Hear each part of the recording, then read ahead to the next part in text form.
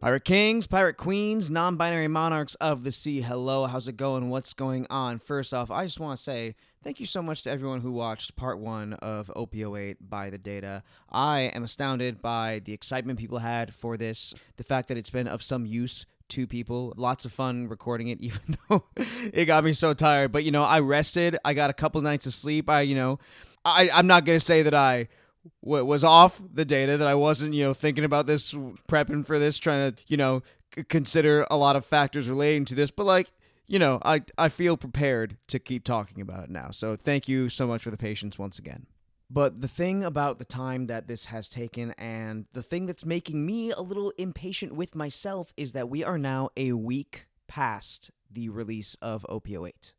And on top of that, OPBounty has just done a really nice overhaul of their stats pages. They've got a neat little drop down where you can select what format you're looking at, whether it's like the past week, whether it's Western, whether it's Eastern. I still have to explore some of it, but I am so excited because this is helping us specify even more to draw the conclusions that we want. It's just such a beautiful tool. I'm going to keep singing their praises until my voice gives out. They are amazing. Thank you so much, OPBounty, once again. Y'all need to get on that Patreon. Use this data. It's only going to help. It's so wonderful.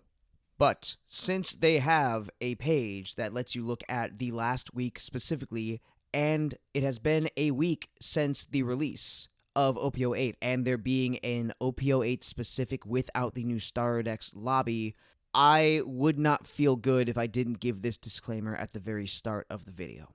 While I mentioned a fair amount of sources for potential error in part 1 of this, that, I wanted to make sure we all had in mind as we looked at those results. I wanted to make sure that we knew they wouldn't be necessarily what we were working with.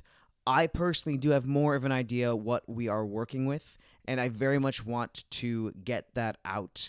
But I also, I'm in this weird catch-22 where I just have this pathological need to make sure I complete the video I set out on, even though I know this isn't going to be the top 10 immediately, like within 2 seconds of posting this video, within 2 seconds of finishing recording this.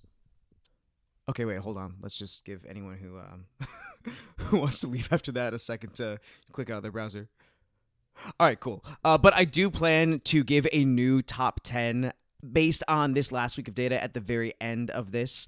I just already made the slides. I already made the deck lists, and I want to make sure that I finish what I started. And there will be more coming soon. I'm going to try and give a substantial exploration of that data, a short one at the end of this video, just to, make up for the suboptimal, by necessity, by virtue of what we had available to us as a community, but suboptimal nature of the data I have been presenting and will be presenting over the next however long this video is. To all of you lovely people who love this game so much, this game that has brought so much joy to me and people that I love.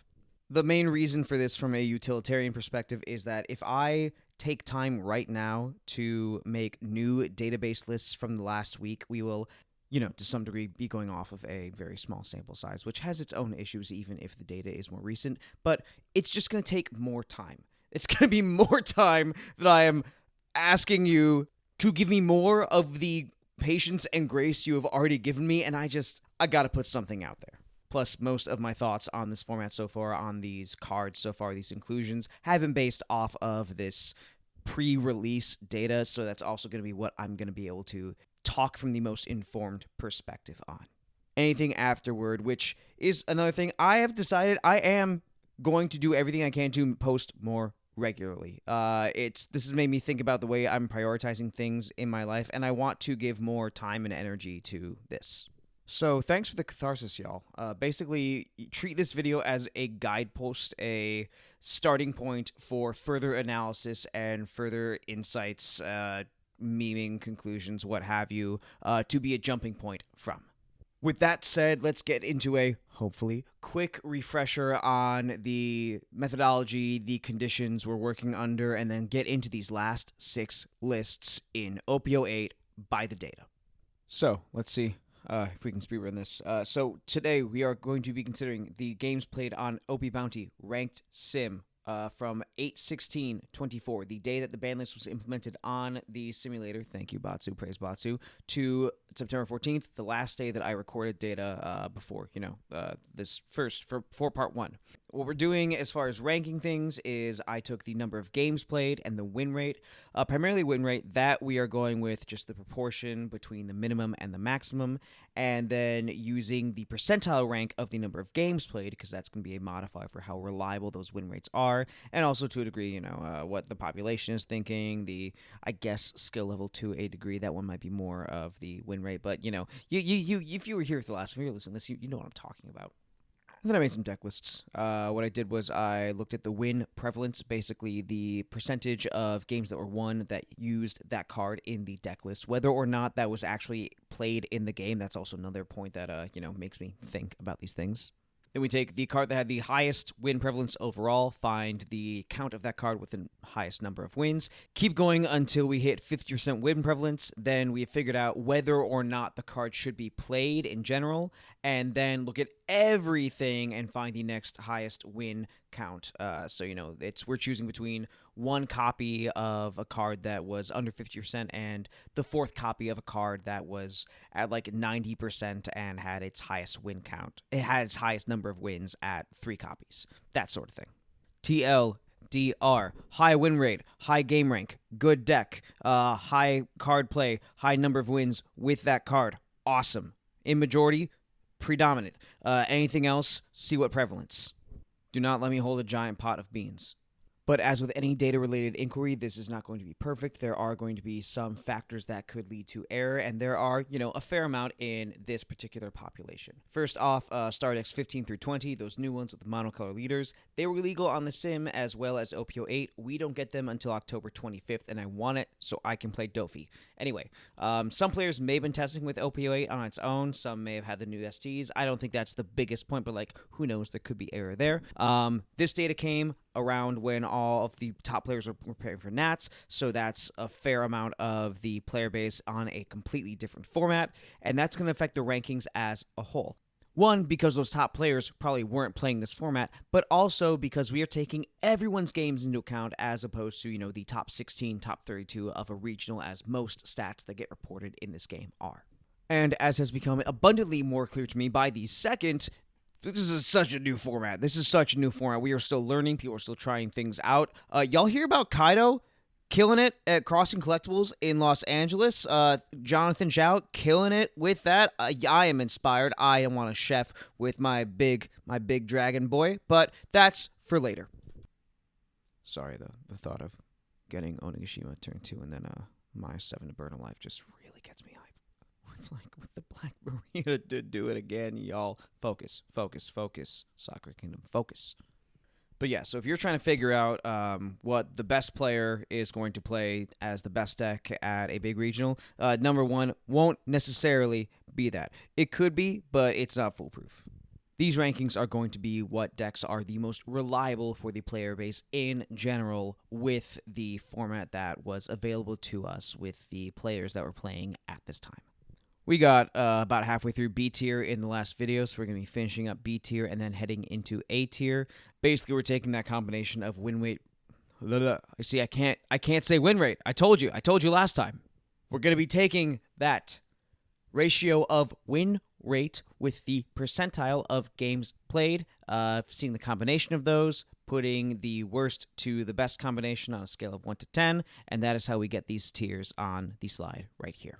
Here is the tier list as we left it at the end of part 1, and now let's get into deck number 6. And that number 6 deck is going to be Vinsmoke Reiju. She has been seeing so much hype since the ban list first came out, and that is carrying over to a degree into OP08.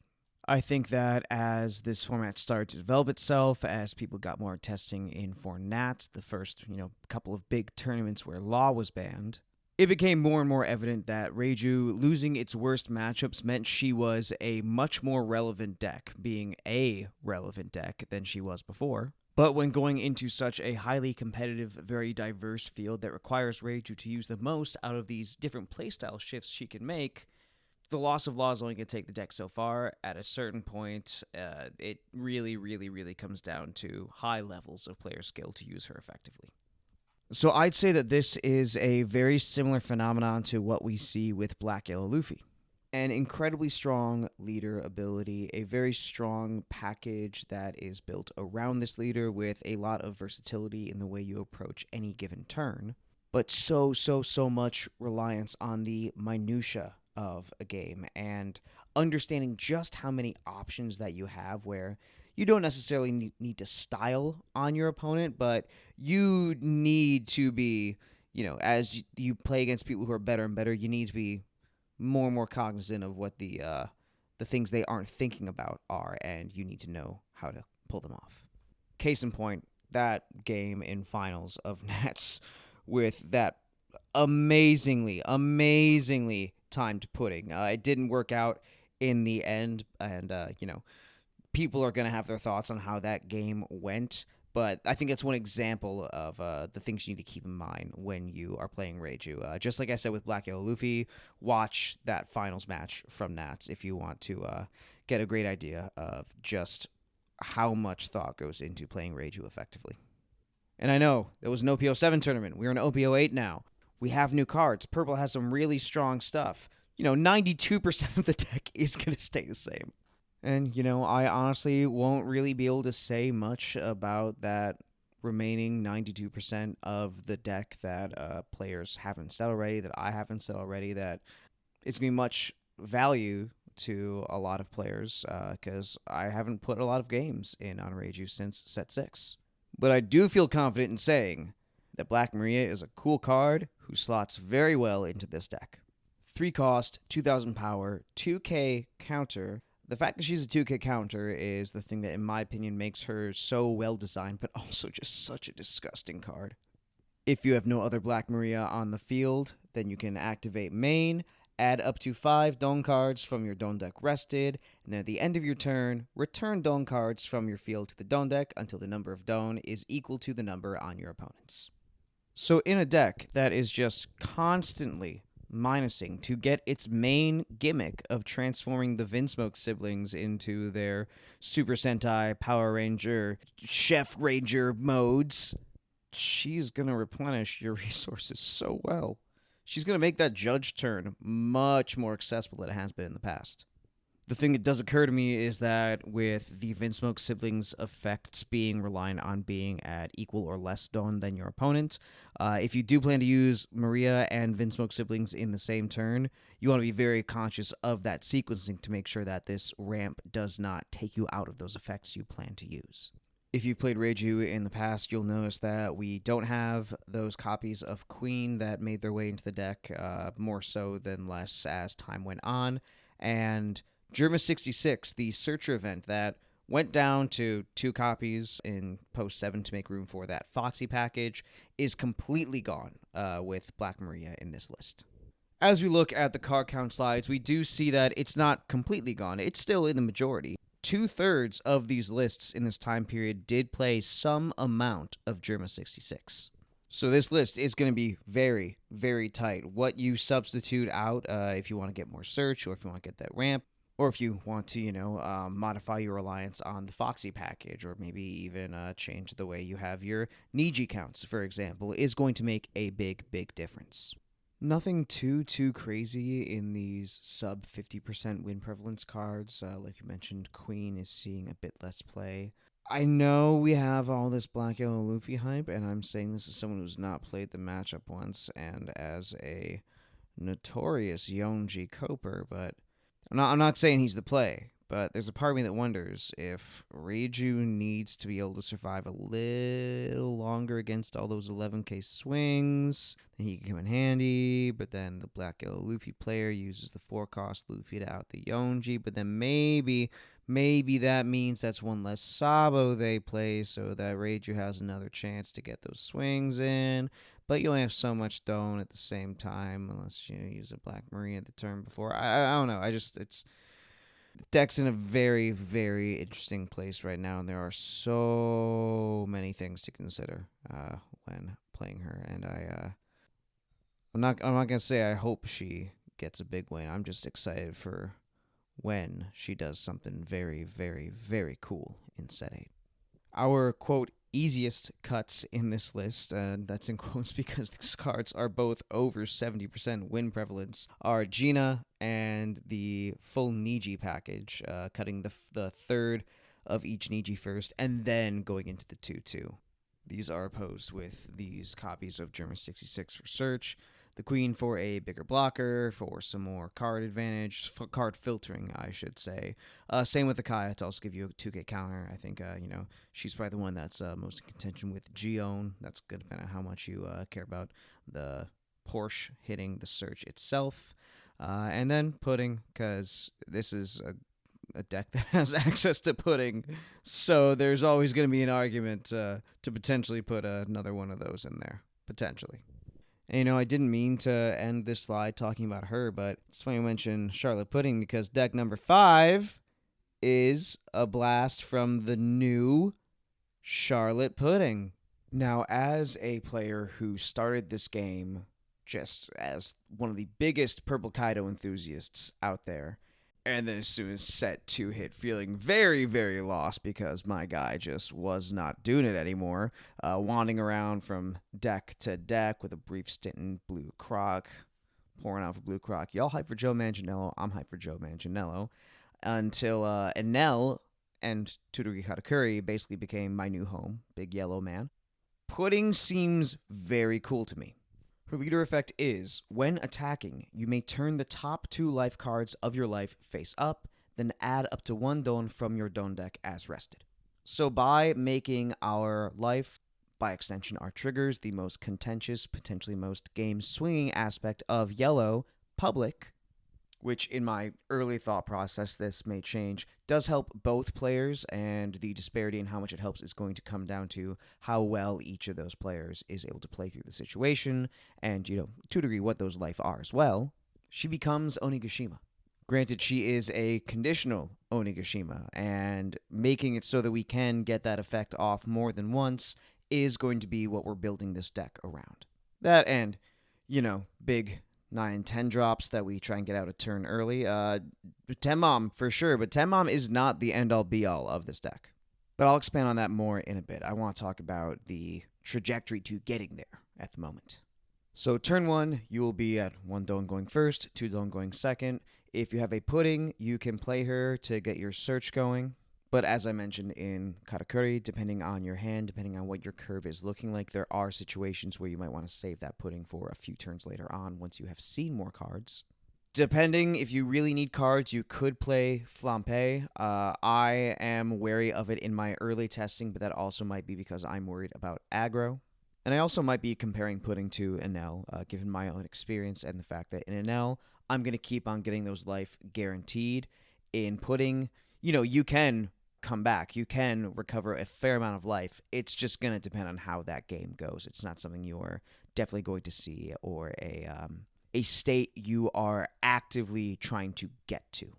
But whether or not Flampe is the play is going to be, I guess I'm saying situational, and how situational is going to depend on how testing goes. On turn 2, we'll be at either 3 or 4 Don. We can then use the ability to turn our top 2 life face up and get that 4th or 5th Don.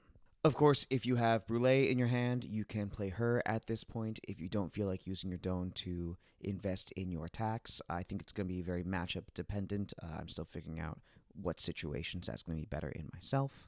But at that point, your next concern is how you're going to get your 1 or 2, potentially, if you're going first, extra Don on your 3rd turn.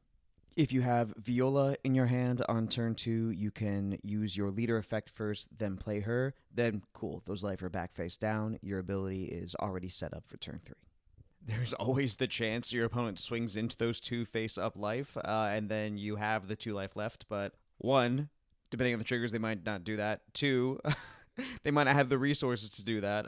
Again, it might just not be in their best interest to.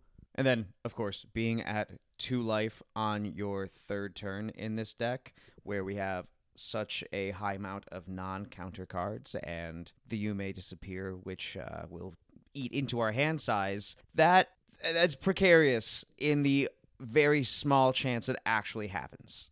We want to be proactive about getting our second activation off. And the options we have for that on turn 3 are the Starter Deck 13 Newgate and the Set 8 Katakuri. Newgate on play allows us to add the top card of our deck to our life, then look at all of those life, place one on the top of the deck, and then rearrange them in any order. Do keep in mind that this rearranging does not flip the face-up life cards back down, but if you still have all 4 of your life, you are then able to put those ones on the bottom so that your top 2 are face down, and then your leader ability is live again. And then, of course, this lets you put your triggers in the optimal order, disappear at the bottom, beige, above that, or at the bottom if you don't have disappear, your blockers, all those things. It lets you try and plan ahead there. If you are going second and you are able to get that second leader activation off with this Newgate or with Viola the previous turn, you are then set. You will be at 10 Don on your 4th turn. If you go first, however, and you want to be at 10 Don on turn 4, there may be situations where you're cool with 9, but personally, at least where I'm at with the deck so far, I'm trying to at least make sure I know what I need to get to 10. That is where the Katakuri from set 8 comes into play. On play, you may flip the top card of your life face down, and then add up to 1 Don from your Don deck and set it as active. And the sequencing with which we use him, plus whether he is going to be enough on his own to get that leader ability off, will depend on how much life we have at the start of that 3rd turn. If our opponent has been swinging into us, and we did take those first 2, we'll just have 2 face down life. We swing with Pudding, we then get to 7 Don, we play the Katakuri, flip that top life face down, we're at 8, then we're at 10 next turn. Of course, for the reasons that I outlined earlier, this is not something we can count on. Now, if we find ourselves in the exact opposite situation where our opponent has tried to starve us, it's a little more difficult. So, basic scenario, we start the turn at 6 Don, we have 2 life on top, face up, we have 2 life on the bottom, face down.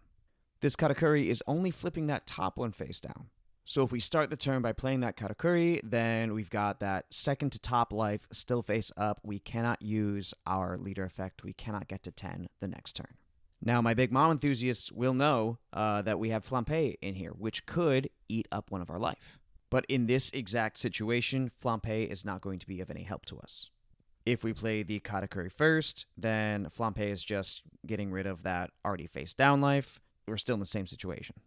If we play that Flampe first, we only have 5 Don left, we can't play the Katakuri. Now, I've just been recording this segment piece by piece, so I was not thinking about this when I talked about Flampe earlier for turn 1. This is where Flampe shines on your 2nd turn. If you use that leader ability turn 2 and then play a Flampe, of course, in the case where you don't have something like Viola, you end your turn with your top life face up, your bottom 2 face down, and then you're set. If your opponent does swing into you, you take that life, cool. Those last 2 life, they are face down. Your leader ability is set. You use that lead, you play the kata, you are going to be at 10. And you do have to do them in that order to get the ramp off the Katakuri as well, in this scenario. If your opponent doesn't attack you, you start your turn off with 3 life, you just reverse that order. You play the Katakuri, flip that top life face down, you have 1 active, 6 rested, you attack with your leader ability, then you get the top 2 face up with 1 face down at the bottom, you have 1 active, 7 rested. In both of those situations, you have that spare Don to play your Searcher, whether that is a Charlotte Pudding or the We Are Going to Claim the One Piece, which I forgot to mention earlier, and then you will be at 10 Don on turn 4. So basically, and if I'm wrong, fact check me here. I just basically went through this whole proof. I composed this in the past 10 minutes. If you are going first, you want to have Katakuri and Flampe in your hand by the time you are at turn 3, mulligan accordingly, if you want to have a surefire turn 4 10 Don. But in those situations where the pieces are not there to get you to 10 Don on turn 4, we do have this 9 cost Linlin from set 8.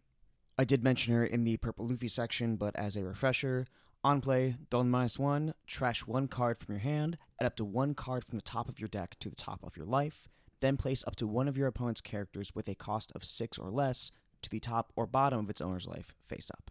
Now, on paper, this, of course, costs less, has less power, and it is not as overwhelming advantage as the Tenmon. You are, however, getting a 9k body and healing a life that is a significant play, even if you have to trash your card for it. And in those matchups where your opponent is going tall, yes, that ability to bring a character to life isn't going to be very helpful for you.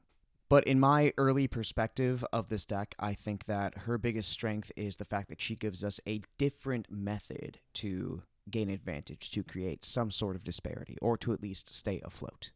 Pudding's biggest weakness is aggro. Of course, if you've been hearing about Pudding, you've likely realized that Zoro is a terrible matchup, but she's also a bit unfavored against Reiju, Kalgara, Purple Luffy, all three of those being decks that are able to very efficiently get bodies out on the board, go wide from a relatively early point in time, which can overwhelm Pudding before she's able to make the most of that leader ability. And I'm not going to say that this card is necessarily enough to swing those matchups and make them favorable, but being able to remove one body from their board that's going to be what it takes in certain situations to at least get to the point where you can start putting your 10 drops out there. This is where the degenerate Enel player who loves to starve the opponent starts to, that part of my brain starts to fire off and get real excited. And this aspect of the deck feels to me like, a progression of OP03 Katakuri, when you would use that 8-cost Katakuri, put their big body they just played into the top of their life, then use the 10 mom to get rid of it. From the, again, just couple of games I've played so far, in those early phases, we are making sure we can get to our top end as quickly as we can. But at that point, that's not the end of the game. In a sense, that's just the beginning, because then, in at least the matchups I have run into so far, which really have not been the best ones, so I don't know how they're going to apply across the board, but it feels like after that, it becomes a siege, a war of attrition. Does this mean Pudding's going to join the revolutionaries? Theory time.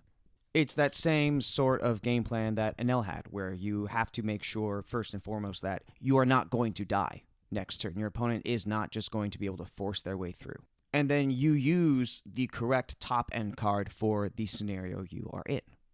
10-cost Big Mom is that power card. She is her. But she does not change the number of bodies that your opponent has on the board. If that one life she gives you is enough to stay alive, then yeah, start deleting their life, deny them of resources, and get closer to being able to close things out. But otherwise, ace the 9-cost Lin might be the move. If that one character your opponent needs is rested and they have a low hand size, then the ace with rush could be what it takes to stay alive in that case and still give you the life. But if everything's vertical, 9-cost Lin could be the way to go. In summary, my theory, and we One Piece fans, we love our theories, is that in a vacuum, the 9-cost Lin, the 10-cost ace, they pave the way for the 10-cost Big Mom to be safe. Notwithstanding those situations where you just need a certain number of attacks to close the game, and that ace is the way to do so. And then we rounded off with our 8 events. The 1-cost, let's go claim the One Piece, or whatever the actual title is. I just see a way to search Onigashima. Honestly, that's that's not this deck, but that's what the impact it's had on me. And you're the one who should disappear.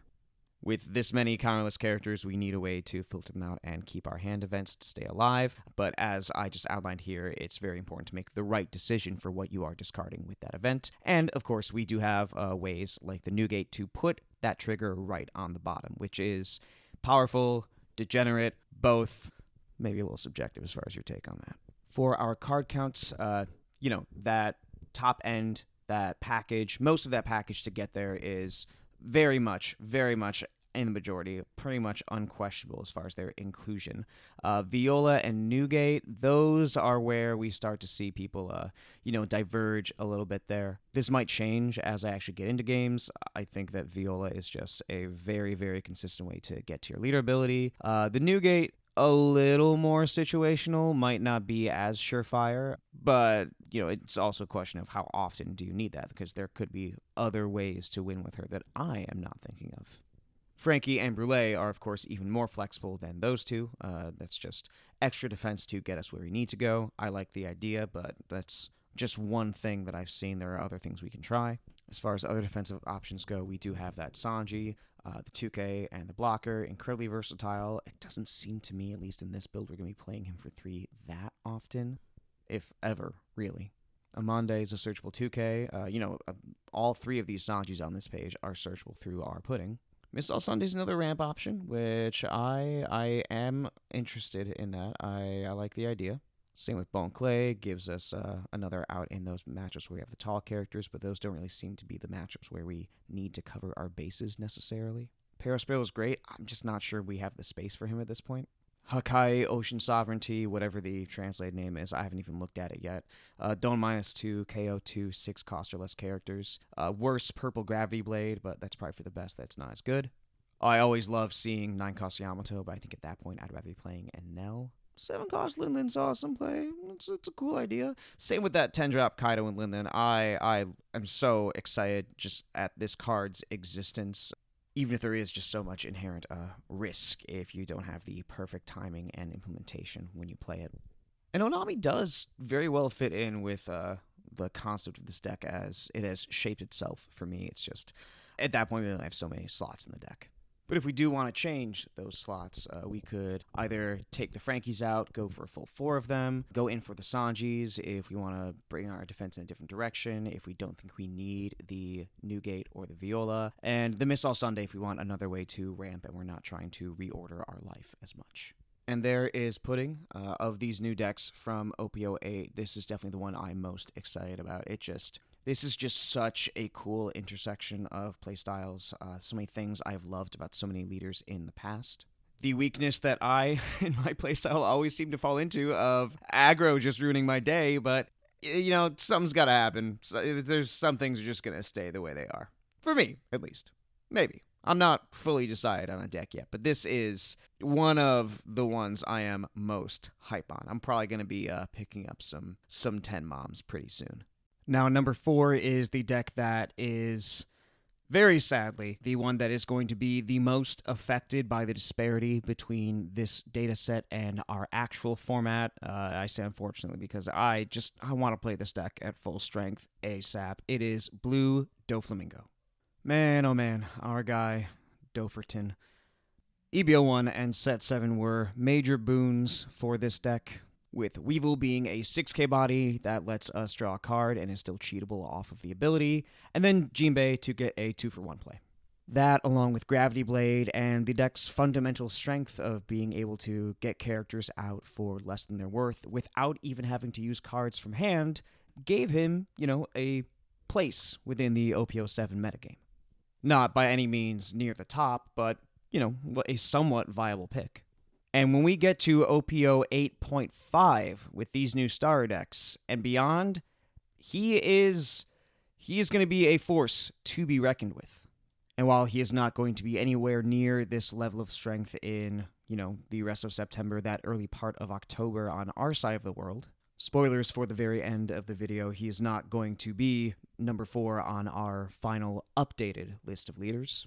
But depending on when most of your events are, depending on what format, what point in time you want to be playing at your best, you want to get the most achievements. Again, most players are always grinding, always going for those events. But I know that there are some of us who have to take this game in waves. And if you are looking for a deck with a lot of long-term viability, if you're looking to start your investment in a deck, then Blue Doflamingo might be the one for you. I personally am a big mono blue fan, so I'm definitely looking to get the singles for this. And at the moment, those OP07 cards, they're not super expensive. Jinbei are, I want to say they're like $3. That may be different by the time this video comes out, but, Basically, I think there is a chance that it starts seeing some early play in preparation for what's coming next, the same way that Red Purple Law did in EBO1, the same kind of phenomenon I alluded to when I was talking about Purple Luffy in part 1 of this. And in the interest of that, I will go into these Starter Deck 17 cards. First of all, we have the most important character in One Piece, the god, Buggy D Clown. 1 cost, 2,000 power, 2k counter.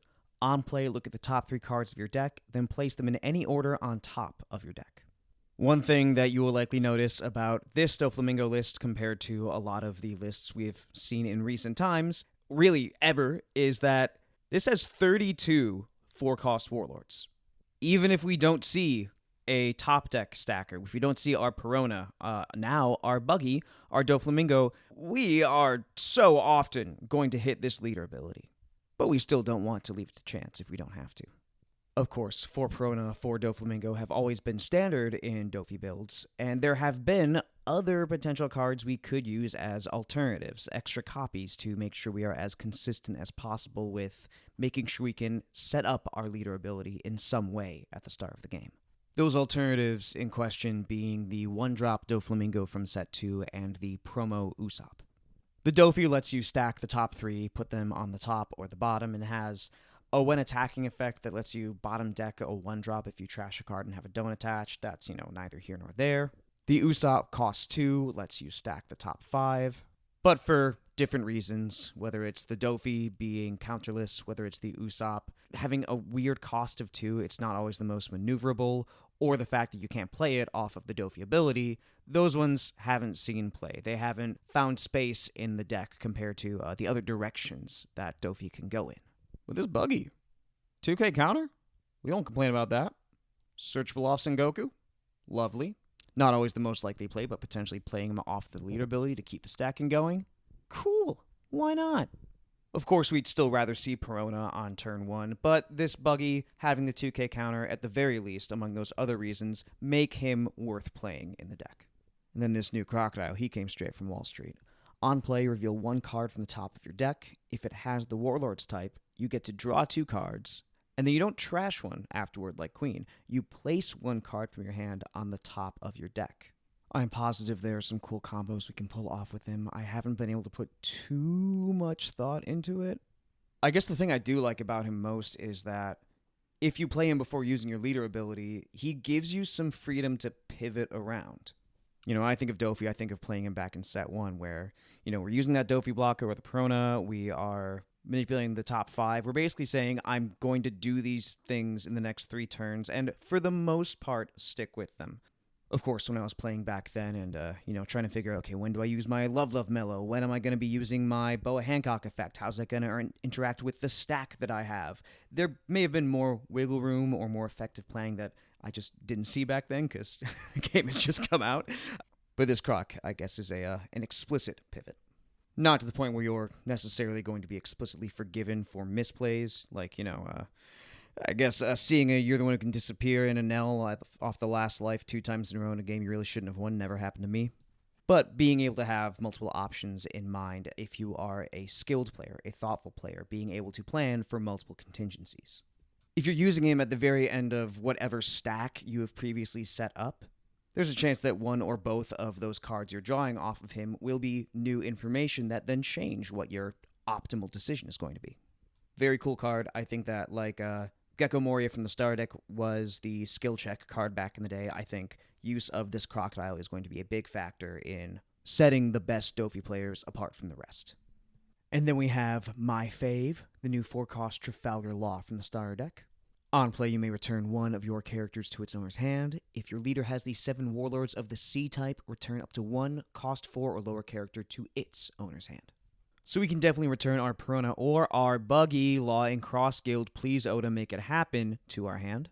And then if we are up against an opponent with characters low enough to the ground, we can work on their board. Or, and this is really just a thought based on theory crafting, not actual testing, if we are in one of those games where we are less concerned at the end in those final stages with the number of attacks we have on our next turn, as much as we are about the amount of counter in our hand to get to our final turn of attacks, then maybe we bring another one of our characters to our hand. Weird play, not sure. I'm just trying to think of all the ways this card can be used, so I'm not discounting anything. If you have a take on that, let me know. I'm curious to see what the rest of the population thinks about ways this law can be used. And then the final new card from Star Deck 17 that made its way into this list is the new Boa Hancock. 4-cost, 6K, vanilla statted, that's amazing blocker. On play, look at the top 3, place them in any order on the top or bottom. And then, as if that wasn't enough, give up to 1 of your 7 Warlords of the Sea type leader or characters up to 1 rested Don. Now, one of the things that has, depending on your own opinion, either limited or balanced Dofi is that with only 10 Don, Normally, you cannot hard play 2 4-cost Warlords from hand and then get another one out using the ability. This BOA changes that. At the start of your turn, you play 1 Warlord, then you play the Hancock, attach that 1 Dome to the leader, change the top of your deck. You then put that extra Dome with BOA's effect onto your leader. You then get to use the leader effect, and you play a 3rd one. If there's a Jinbei, at any point in that chain, you are getting 4 bodies out in 1 turn. If that Jinbei is involved, you are getting 16 Dome worth, 21 to 23k power in total in just 1 turn. Value. And of course, the Moria, the new Crocodile, they can both help facilitate this to make it the optimal version of the combo. At least in my mind, at least that's the thing that I am anticipating learning more about as I start to play Dofi in the OP08.5 format. Hopefully I get that play in before the new star deck comes out. We will see. But that really is one of the cool things about Dofi, just seeing all the different ways you can sequence stuff, the different ways that this ability and this board swarm can manifest itself. It's neat. I'm not as certain of this as I was before. At first I was thinking I might personally start playing Dofi in OP08 before we get to the new star decks, just with a modified list, which I'm going to show you right here.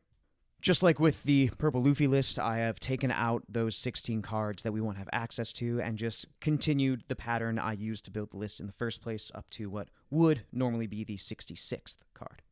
Some things I really like about it, the Perfume Femur, the Control Suite, the 10-cost Kaido, those are all cards that I'm a big fan of. Some things, Fourth Pudding, even I am that much and not that much a fan of Hand Disruption. That might be a little much for me.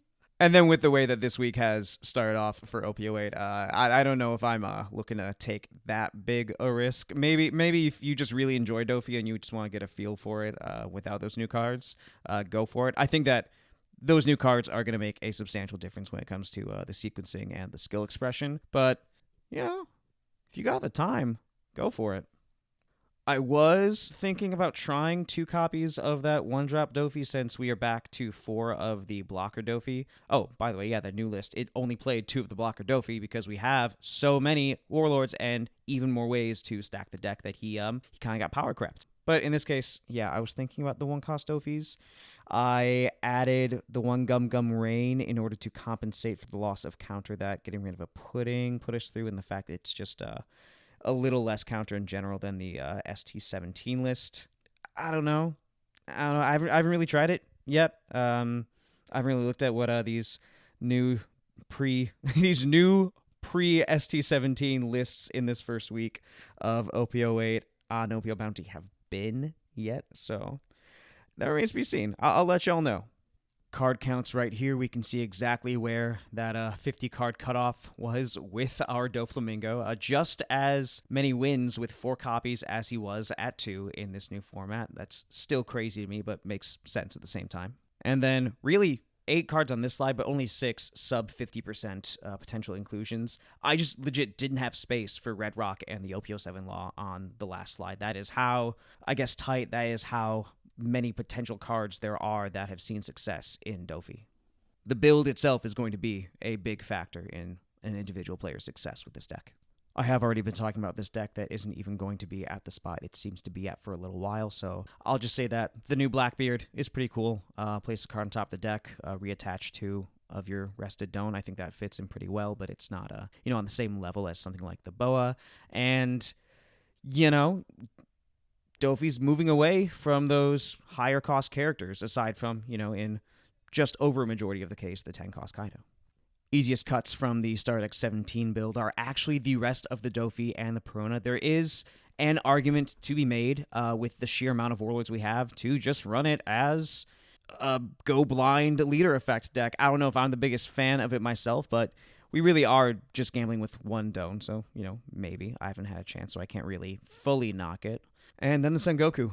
Not sure if that's because of tension between the searching and the stacking, if they did choose to keep the searchers, or if it's just the fact that there's so many good cards. He's just not as valued by certain players if those cards are getting cheated out from the top of the deck anyway. And then those potential additions for the Stardeck 17 build are, most of the ones that we ended up putting into the non-SD17 build. And then for that non-SD17 build, our potential additions are 3 of the OP07 Hancock, a Even if he is not as good right now as he is going to be in 8.5, I do want to start getting my reps in with Dofi, just get myself back in the comfort zone with him. And then number 3 is going to be our only green deck of the video, Jewelry Bonnie. Having just come out in OP07 with so much Supernova support in that set and in EB01, specifically directed toward, or at least best able to be taken advantage of by her, we're not going to be making a ton of changes to the list. However, given the fact that she has such a strong generic leader ability, she is able to take advantage of a couple of key cards from set 8. The first of which being Carrot. 5 cost, 6k, 1k counter, on play or when attacking. Up to one of your opponent's rested cost 7 or less characters does not become active during its owner's next refresh phase. And she is very characteristic of the direction that this deck is heading further toward as we head into OP08. As control gets stronger and stronger, and the answer to that is decks going wider and wider, Bonnie needs to creep herself up in power and be able to stun wider and wider as well. We started going in this direction with the 5-cost Bonnie that started seeing more play at the end of set 7. Whose effect is still wonderful. No maximum cost for what you're able to stun, the ability to throw off your opponent's curve and stun their Don as well. But Carrot having the when attacking clause for her effect makes her more sustainable as long as she can stay on the board. Of course, with the fact that we've had so many powerful control decks in these last couple formats, that sounds like a pretty tall order. And that's exactly where our 2 copies of Don Quixote Rocinante from set 4 come in. As I look at this card, I'm a little curious as to why these effects are ordered the way they are. I'm going to read the second one first. On play, you may rest this character, play up to 1 green character card with a cost of 5 from your hand, and then on your opponent's turn, if this character is rested, your active characters with a base cost of 5 cannot be KO'd by effects. Such a strange order. I assume they would put the effect that happens first on the card, but I guess the opponent's turn 1 means that it's the one that's going to potentially happen more than once. I don't know. If you have a rationale behind this in your mind, let me know. I'm curious. But he is going to give our board some longevity. Our Carrot, our Bonnie, our Cavendish, those 10 cards. One, we will most likely have a target to play off of him for free and get the most out of that on-play effect. But these 5-cost characters being so powerful in our deck, such a, I guess, big part of its utility, we want them to stick around, and hopefully you can help with that. Of course, if our opponent can then remove the Rocinante, they then have access to the 5 costs, but, you know, if we don't have 8-cost kid, we have to have some 8-cost barrier to our opponent doing something to us. That's just tradition at this point. And then the other new card we play from set 8 is Electrical Luna. 3-cost event, main. All of your opponent's rested characters, all of them with a cost of 7 or less, do not become active during your opponent's next refresh phase. Bonnie has had the 10-drop Dofi as the answer to decks that play a few tall characters. Electrical Luna is the inverse of that. If you are against a deck that goes very wide, say Dofi once it's at full power, or, potentially some other deck that might play small characters and just fill the board up really quick. I can't think of anything off the top of my head, but maybe it'll come to me. If they swing out one turn, then you are buying yourself another one to take the lead on your advantage, on your board state. And if they don't swing, cool, they don't swing. At least to a degree. I feel like just like with the 10-drop Dofi, a really good player will be able to time out their attacks, or lack thereof, to try and navigate around the threat of this card. I'm saying this having not tested the deck, having not played a game of Bonnie since my initial set 7 testing, but it just feels like that game of chicken, sort of similar to the one where it's like, okay, do I keep Enel at 2 or do I start bringing them down? Does Enel attack with the big bodies, anticipating that they're going to be able to get the Bonnie player down where it's not safe to play the Dofi? Or do they keep everything vertical so that the Dofi doesn't stop them from being able to ever close out the game? That may have been very all over the place, but at the very least, those are the questions that extend just beyond my overall, generally surface level understanding of the deck and the things I'd be focusing on if I were to potentially keep playing it. And, who knows? Anything could happen. One last thing about the list itself is that we do have 4 copies of Ezo. I know that That's something that I put in on my set 7 pre-ban Bonnie list and did not really see much play once we got into our set 7 format. Like, if we're just looking at, regional Treasure Cup tops, I think it was like 7 out of 55 finishes for Bonnie had EZO, most of which were Gen Con and after. So definitely more of a further into the format sort of thing. I personally like the card quite a bit. I could see there being some good utility for it in this format, given, some of these decks that go wide with 4-cost characters, although, that may be the overemphasis on Blue Doflamingo talking, or potentially, if you have to get Rebecca or Porcelino down to end the game, I think that may be a deciding factor in my conceptual idea of black matchups without putting much testing in there. Actually, I've been trying to find a point to say this. There's a guy who tends to comment on my videos specifically about the Bonnie section. That's Pirate King Codex. He is the best Bonnie player I personally know. He just went to nationals with the deck. Me and him are actually on a podcast where we discuss One Piece volume by volume. I don't know how I haven't mentioned that on this channel yet. I just lock in so much with the card game stuff that I forget to bring up the manga stuff. But I'm gonna throw a link to that in the description. He works really hard on it. We have a great time on it. Go check that out. Please enjoy. Come along for the ride with us. It's a great time. But yeah, Pirate King Codex. He's been making One Piece card game content since the start. He's focused more on the podcast lately. I personally want to see him play some Bonnie games. So if you see his comment, hound him for some Bonnie games.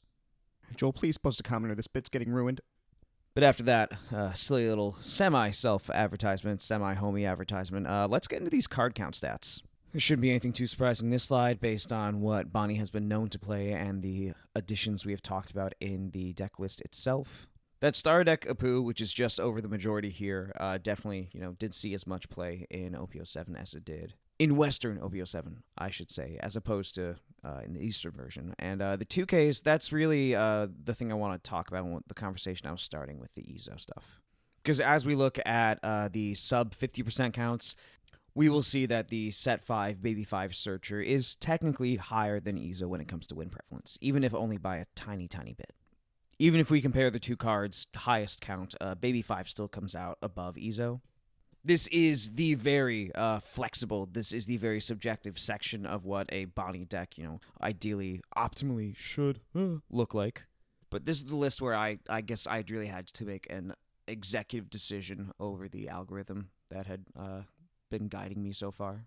If I did keep those 4 Baby 5 in the list, then we would not have had really a warranted amount of Doflamingo Pirates targets to make her work.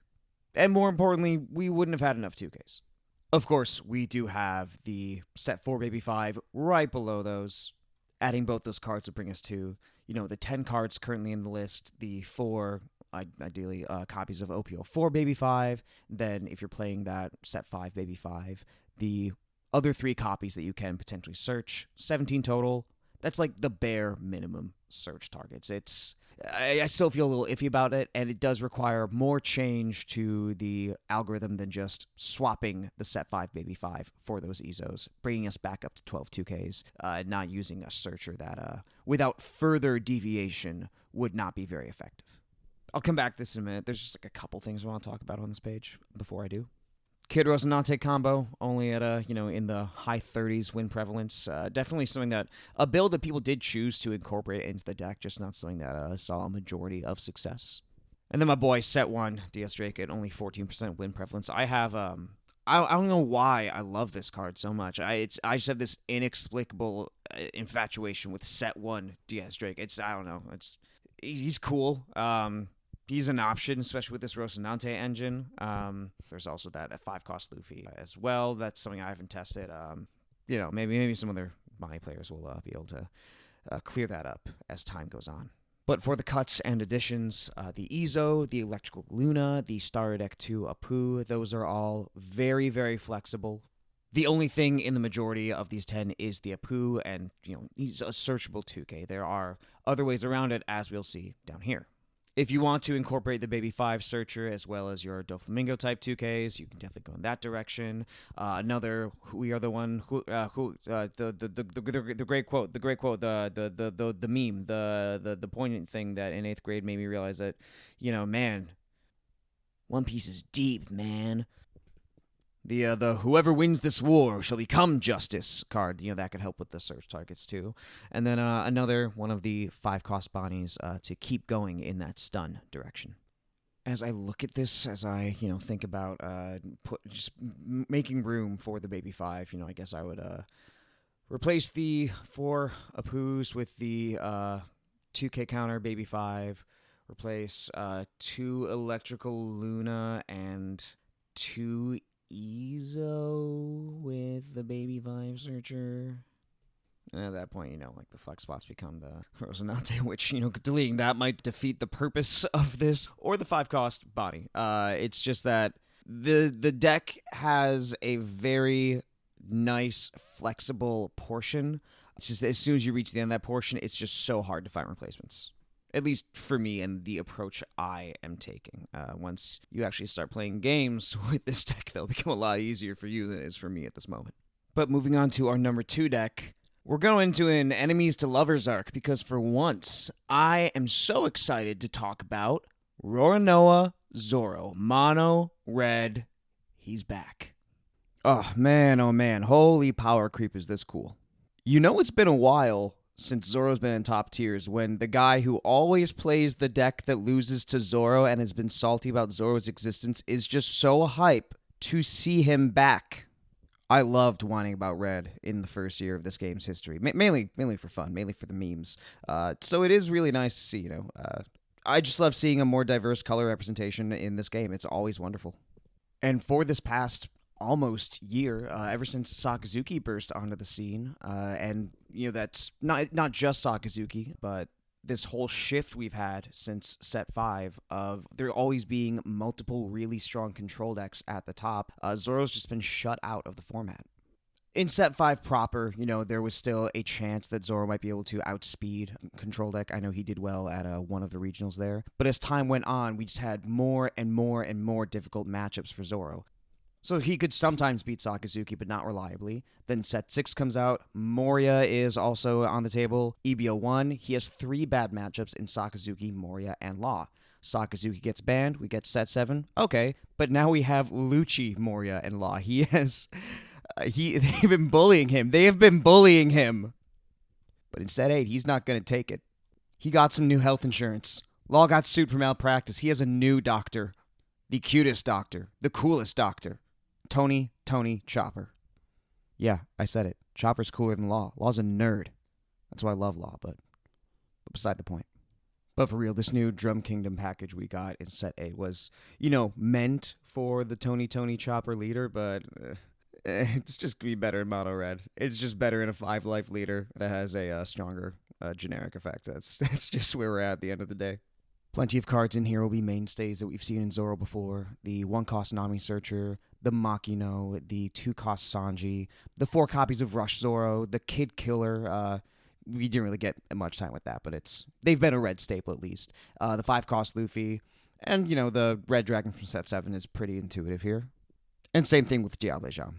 But let's talk a bit about this Drum Island package. So first off, we have Dr. Kureha, basically a Chopper or Drum Island version of Nami, except she only searches the top 4.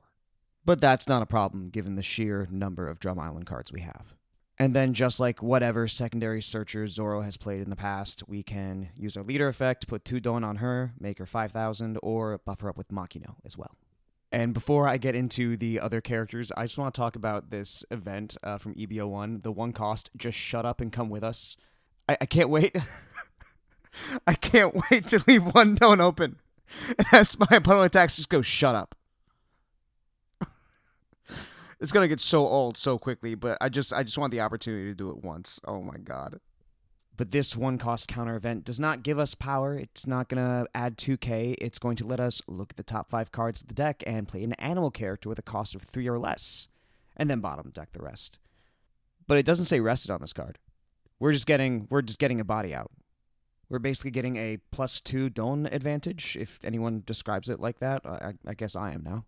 And I think that the best use of this card is going to come about in a sort of Red-Green Law-esque style, where we have so many cards that let us cycle through our deck, let us stack the bottom, that there could be some instances where we make it all the way back around. I know Zoro is one of those decks that, tends to close the game out relatively quickly. I don't think it's going to be a majority of the time, but it could be relevant.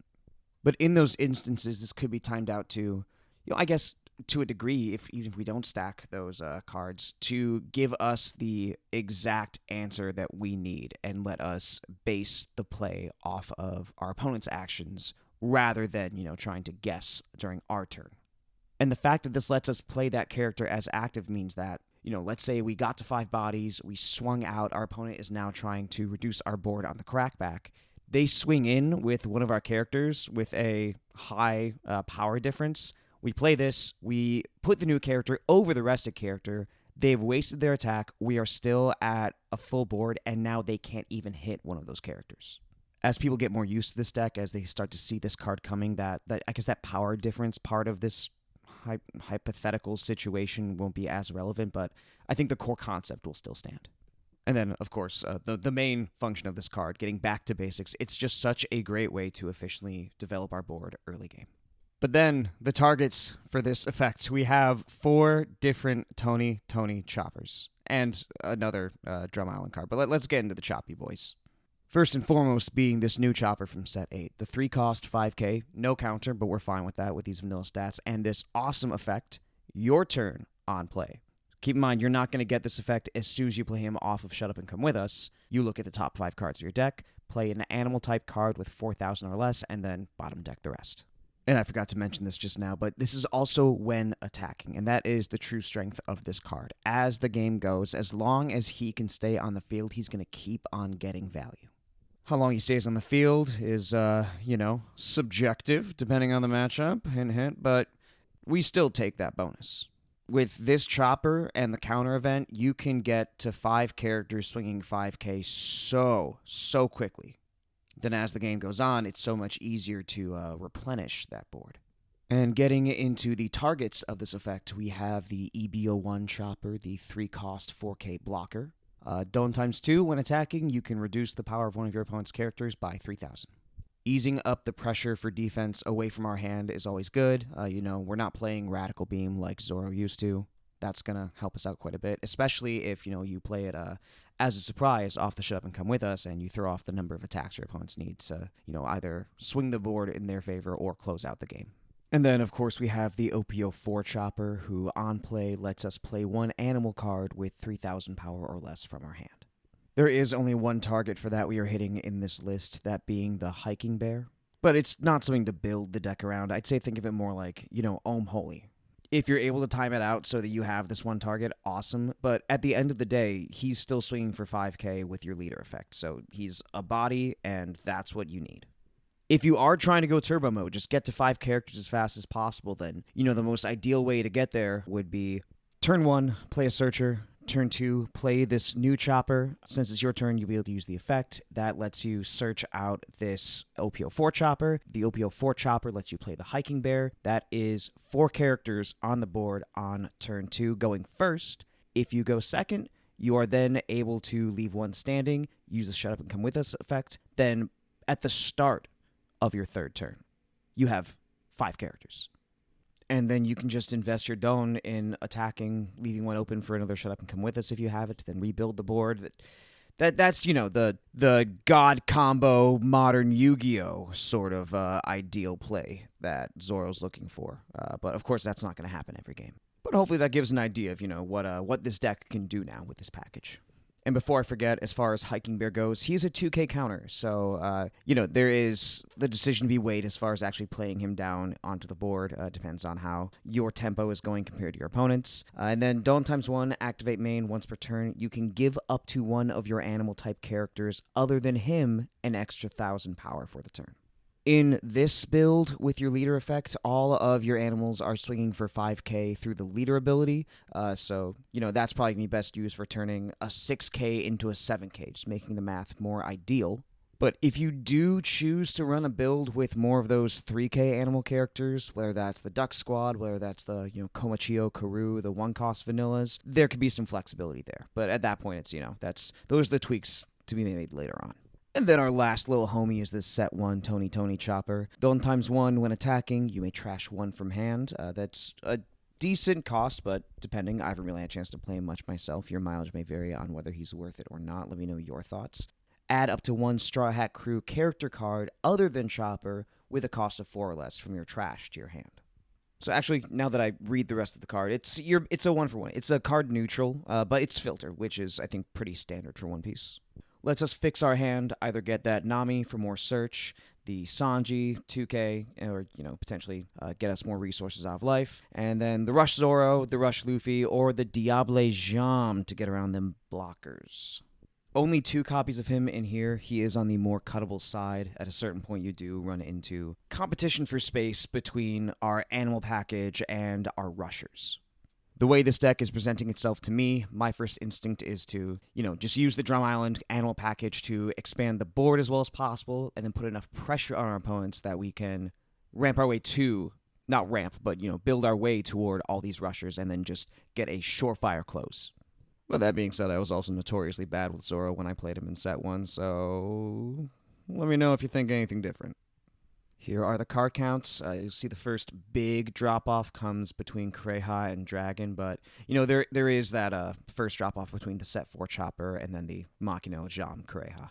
And there are some really, really cool options we can slot in here. The Monkey D. Luffy managed to make its way in for this 50-card list. Robson, another searcher that we can bring out through our Chopper and Shut Up and Come With Us effects. Rayleigh's very cool if we end up in a bunch of mirrors, or if the matchups we see require us to soften up our opponent's board to try and mitigate their own tempo. And then lots of other very cool options. I think I'm going to skip the rest of them for now. I may revisit this deck later on because I am genuinely excited to play it. For the cuts, we can shave down up to 2 copies each of our Rush Luffy, our Set 1 Chopper, the Kid Killer, the Sanji, the Kureha. We could potentially add another Dragon, the Robson, the Rayleigh, Supersonic Duck Squad for another searchable 2K counter. Zoro is in a very, very interesting spot right now. This deck is so explosive. We haven't had just a traditional aggro deck in a while. The closest we've had was Law, but he's aggro control. So he has been doing very, very well at the start of this OP08 meta, even with the new stats that I'm going to go over at the end of this video. He is being kept in check right now by number 1, and we'll get to that. We'll get into that. But I think there is plenty of room for him to tech around different matchups, depending on how this format develops. I think he's gonna be a big player going forward. At least that's my theory. Actually, backing up to that last point, let's get into it now. Zoro is being kept in check by the number 1 deck of this data set at this time, and another top deck in the current moment, Rob Lucci. What stage card? What stage card? Am I right? Enies Lobby who? Nah. At the end of the day, discard synergy and board control is just incredibly powerful, and so black as a color is... It's at the top in One Piece. He has a 10 out of 10 here. Highest number of games, highest win percentage, so that's an A+. Congratulations. This is our valedictorian of the Jerk Assassin Academy, whatever. I'm sorry, I had to appease the Rob Lucci haters. That's like the thing to do in the One Piece fandom right now. Story-wise, Rob Lucci's sick. Chills during Water 7 Enies Lobby, and you will not change my mind about that. As far as his place at the top and how high a height that is compared to the rest of these decks, this data set doesn't really give us a conclusive answer as far as that goes. One Piece does have a history of overwhelmingly powerful Tier 0, Tier 1, Tier 0.5, whatever, very, very high power decks at the top with a large disparity between it and the entire rest of the format. I do believe in major part due to the youth of this game, the fact that we're just ending its 2nd year right now. I'll keep saying that. But also some imperfect card design choices. But we have had some really good formats, post-ban 04. OP07 also was just amazing. There is always going to be a best deck in the format. There just doesn't always have to be a boogeyman. As far as the current state of the game goes, I'm not overly concerned. But, of course, we are in the very early part of this meta. In effect, the earliest part of a meta we have ever had on our side of the world. So there's plenty of room for that to change for better or for worse. And Lucci here, at the very least, does require very good resource management, very good long-term planning to truly succeed. A lot of this build is carrying over from Set 7. We still have the Ice Age to mitigate the loss of Eni's Lobby. A third copy of Brook in this list. I think that's amazing for Zoro. Also great for these, mid-level, low-to-the-ground matchups.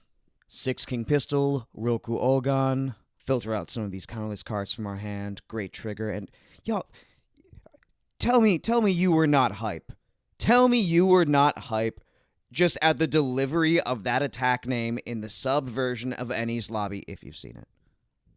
I know not everyone has, and I'm usually espousing the manga over the anime, but that's it. Just watch the Luffy Lucci fight in the Toei anime after this. I'm gonna do it. Just so good. I'm sorry, I'm getting tired. I watched the clip. We're good. I was also probably using lore as a cover-up for the fact that I am not a good Lucci player, because Lucci is a very hard deck. The concept is very simple. Fill the trash, reduce cost, KO things, but there are so many moving pieces. So many moving pieces to the point that I actually played some games of him before talking about him. I know, it's insane. Which also made me realize just how good 6 King Pistol is for fueling the trash. Because since this is not Sakazuki, and since we don't get to just filter anytime we want to, sometimes that 4-cost Lucci we need to deal with these wide boards is going to be stuck in our hand. Or on the field if we play him, and we don't get the chance to get enough bodies to then force him into the discard. This is the kind of deck I am genuinely okay with seeing at the top. Because it's a skill check.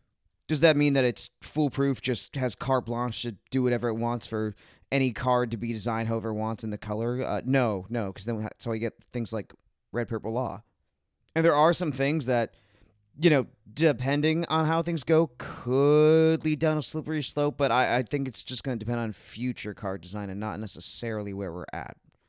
Of course, that's just one opinion based off 3 games. Anyway, let's get into these cards. Full on. Set 8 gives Lucci 2 very strong inclusions. The first of which being Who's Who. Still kind of mad Oda gave some of the best drip in the series to one of the worst people, but whatever. It's fine. He is a 5-cost, 5k power character, 2k counter, and then on play, you may discard 1 card from your hand, KO up to one of your opponent's cost 3 or lower characters, with a trigger that also gives you that same KO. Plus, in addition to being Animal Kingdom Pirates, he is a former CP9 member, so he is searchable off of Spandam. 5 cost means he is recoverable off of Rebecca. Y'all see where I'm going with this? He is Lucci's version of T-Bone. T-Bone's a Chad, and this guy sucks, but it's fine. But yeah, Who's Who has that discard cost, but he also KOs something that's 1 cost higher. That is, functionally, rules-wise, a cost, but here it also works for us. If we play him, which I'm not saying is something that we're doing a majority of the time. Unless, I don't know. No. And the trigger is very powerful, especially if we're against something like Zoro. Of course, Zoro is a favorite matchup, and I believe it still would be without Who's Who's presence if we were just running the same card without the trigger instead. And yes, this is quite rambly, but for a purpose this time. This is making me think about how Lucci is an echo of Sakazuki. And whether or not having a control deck, having control as a playstyle being so strong, whether that is just a natural extension of this being a tempo-based game or something that is more baked into Bandai's choices in card design, and whether having cards within this deck that are echoes of previous cards, but also subject to basically power creep. It's small, but in a vacuum, it is equivalent strength-wise to T-Bone, but in the right context and in the context that this deck enjoys, stronger. It makes me wonder if we are heading down the same road, just slower to the Sakazuki singularity, or if Bandai is being subtle enough with these choices to make it work in the long run. Either way, Who's Who, shitty guy, cool card. And then we have Jack. This is the one that intrigues me, at the very least. For a second, worried me. Now, as far as the overall health of the game, confuses me, but also makes me optimistic at the same time. Let's get into it. So first off, 7 cost, 8k. This character has +4 cost. Activate main, you may rest this card, draw 1 card, and trash 1 card from your hand, then KO up to one of your opponent's cost 3 or lower characters. 7 cost is very interesting math. If we're just, this is where I get into the hypotheticals, going for the biggest single Jack KO we can get on the turn he is played, then we go, 1 Don for Tsuru, 2 Don for Helmeppo, then we use the leader ability for another one. That is a 9 cost you're KOing. 10 cost if you use a Tempest Leg instead of the Tsuru, actually. Of course, that is to assume we are playing those cost reducers from our hand and that we are treating Jack like an on-play effect. Because this is activate main, baby. We're going to do it again. That +4 to cost makes him much more resistant to being KO'd in the mirror. So he truly shines after we've done a big Moria play or some other combo to get us a bunch of bodies on board and get that cost reduction off. The fact that he can get a KO on the turn he's played is still wonderful. Getting rid of a 4 cost with the leader ability on 7, that is a good counterplay to decks that try to go wide against us. Or if we're at 8, we don't have Moria, we can add our other modifiers, we can still get a big tempo swing in. Plus, the fact that he filters 1 through his leader ability means that he is enabling our strategy, filling our trash, enabling our Moria plays, turning the Tempest Leg second effect on. This is 3 effects that synergize with the deck and the color so well.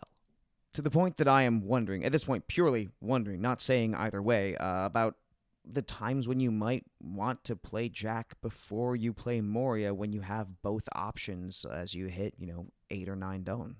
I don't know. I could just be trying to, find more use for Jack than there is. This could genuinely be that powerful a card. I think that, we'll find out as time goes on. Or if you have found out, let me know. I'm always down to learn. But I guess at this point, Jack is exemplifying one of the things I love so much about One Piece, the fact that the game is pretty cut and dry. These effects, they are pretty easy to understand. You can find use for them at any point at, pretty much any skill level once you have learned the rules of the game. But mastering them, using them perfectly, that's a whole other story. Black as a color in this game seems to really exemplify that whole dichotomy, and I think Jack represents that so well.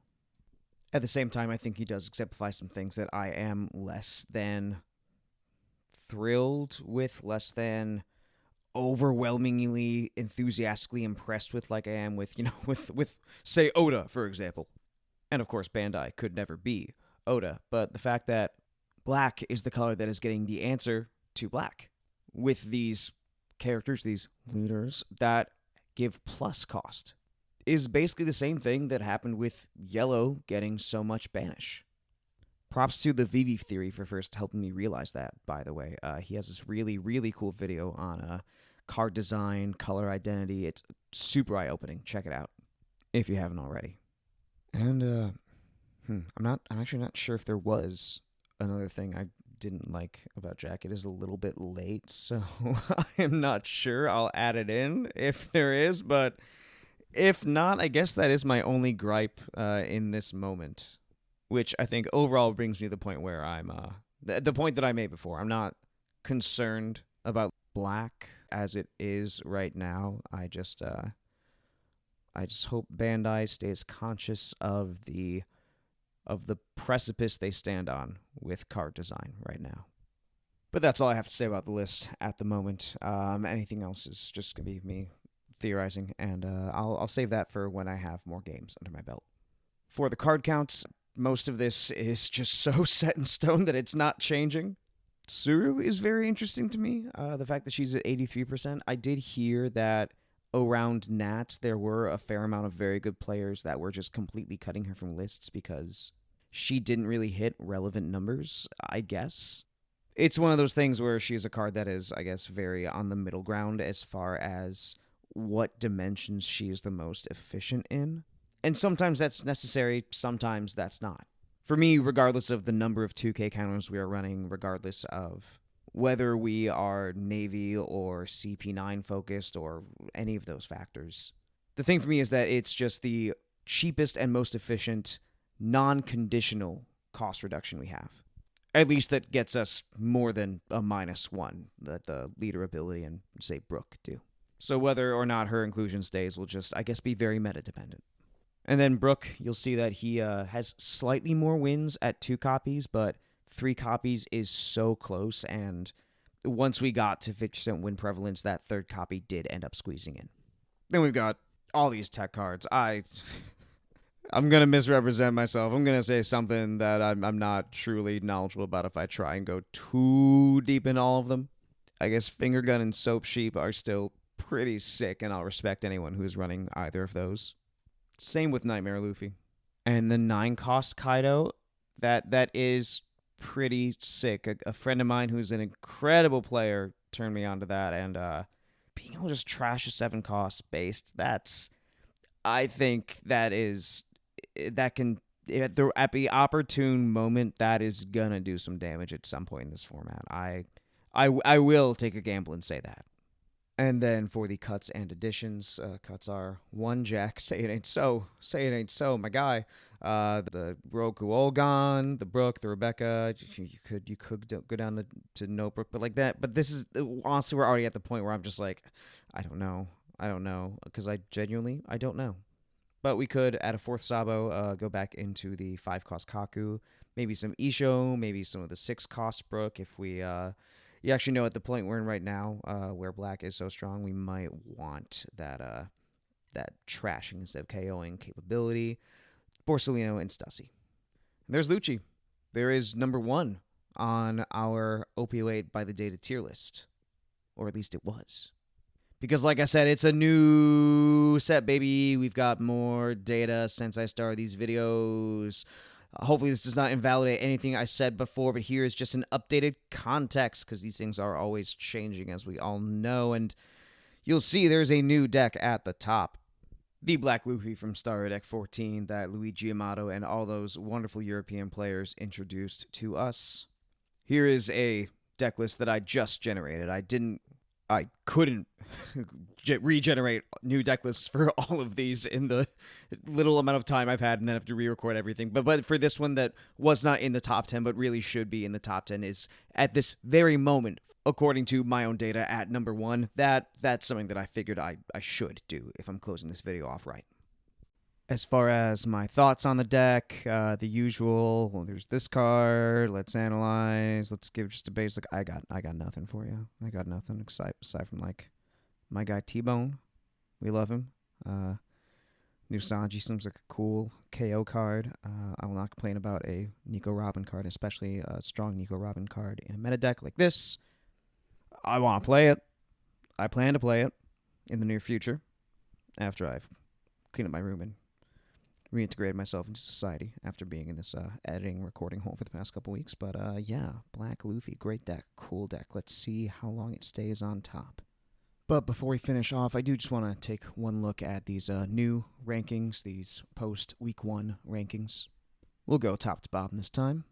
Luffy is our new top, and then we have Lucci, then Zoro, then Bonnie, basically the 1 through 3 from this video. Katakuri is doing much better than I expected, as is Kalgara. Of course, as we can see, low number of games comparatively, but in those number of games, adjusted for those number of games, they're still doing pretty well. Then Luffy again. You know, as far as overall achievement, I really have to start taking a look at those past couple regionals. Limitless shows that Luffy is insanely high achievement, but it's just one of those things where, you know, just weigh where you're at, and that'll determine whether or not it is the deck for you. But I'm sure that anyone can at least learn from playing that deck, and that's, you know, something I want to work into my rotation as well. Then Reiju, then Nami, who was not in that top 10 there. Someone very keenly observed that she was not going to be in these videos when they looked at the tier list from last time, and I think there could be a lot of factors there. Probably the fact that the best Nami players were the ones that were going to Nats, potentially, the fact that it's a hard deck to play, the fact that it's a controversial deck, the fact that a lot of hype around Nami happened right when the ban list took off, then, there may have been a dip in there, and then those dedicated players are doing pretty well. She's got, 4% of the games on OPBounty compared to 12% for Lucci and Luffy. But I think the skill expression of the deck is going to place it, at the low end of top 10 here, and because of other factors, including, maybe the star decks, I don't really know, further in the previous data set. If you think you know why we have such a disconnect there, just let me know. I'm curious about other people's thoughts on it, because there are definitely other things that I might not be considering right now. But then Enel in 11, then we have Dofi in 12, then we have Luffy, Hancock, Red-Purple Luffy, Moria, maybe I was a little generous to him, then Yamato, that's another one that I really want to make a deck list for, make some content for. And then everything here is in Ha and Woe, according to the tiers we've outlined so far. Perona, Marco Carrot, Red Yellow Sabo, Red Green Law, Purple Kaido, Purple Black King, Betty, Foxy, Blue Yellow Ace, Red Black Sabo. I know it looks like there's no reason to be. I'm very hype on Red Black Sabo. Just bear with me for a second. Rebecca, Zorosanji, Vegapunk, Chopper. Hopefully these metrics give you something to go off of. This video is already so long, so I'm not really going to go into them much more. Just know that Marco stonks. Marco cool. I really want that red star deck for the Newgate card. I don't know how much it's going to change things, but we could evolve in multiple directions from here. And if that means I can cope for Mr. Pineapple Man, I'm going to do it. And then the last thing is something I have not had a chance to talk about across this set of videos, matchup rates. Wasn't able to include them, didn't feel it would be right to include them for the last one, because that would have been even more suspect to the sources for error I mentioned at the start of both videos than it is right now. These are from week 1 of Western OP08. The only things really limiting these are the fact that it's, just the beginning of a format, which is not solved, and the fact that it's just smaller, again, because of that format being so new. Once again, huge, huge, huge thank you to OPBounty for making this information available, for giving me something databased to go off of. It's just such a gift. Guys, please just check them out. More games on this ranked sim means more information for us. Something that can truly capture the player base as a whole as best it's able to. Check out their Patreon. I'm linking it in the description. They are amazing. Thank you again, OPBounty. So just to go over the key to this, that left column is the number of games. Of course, red is very low amount, green is high. And then those leaders that are stacked vertically in that second column from the left, that is the leader from your point of view. This is, of course, not an exhaustive list. What I've done is I've taken the top 20 leaders according to my rankings that I made on those previous slides, and then added the option of Purple Kaido just because I love the deck, and Red Black Sabo because I'm very interested in that deck at this point. And added a row for, okay, what if a deck were to just have 50-50s across the board with everything for, a point of reference. And then those leaders on the top row, those are the top 15 according to my main metric here, arranged according to their prevalence, the amount of games they have had within that first week. Therefore, as you go across the board, say, I'm trying out Calgara, I see that my most prevalent matchup, the Star Deck 14 Luffy, has a 46% win rate, and then on from there in decreasing order of how likely I am to run into that match. Those meta shares themselves are on the very bottom, and what I've also done is I have computed an expected number of wins in a 9-round tournament, say a 512-person regionals, treasure cup, what have you. So just a couple things to keep in mind here that I want to make sure I am fully transparent about, that I want to let y'all know I am keeping in mind here, but am not able to truly compensate for yet. Is that, one, just like our other data, some decks, Moria, for prime example, will have a much lower number of games than others. I have been able to try and compensate for the overall win rate in these previous slides. For the matchups, for individual matchup win rates, that's something that I have ideas for. It's something I'm not quite there with yet, where I'm at a point where I feel ready to share that as if it's something I'm fully confident in. And then you'll see that for all these expected numbers of wins, none of them are hitting 4.5. None of them are going even to positive. And that is where, individual player experience is going to be so important. Plus, to the fact that, 13.5% of the leaders are not included here because even I am not that pathologically devoted to the data where I was able to hand type in all those at this point, with the fact that we are already, this far in this process.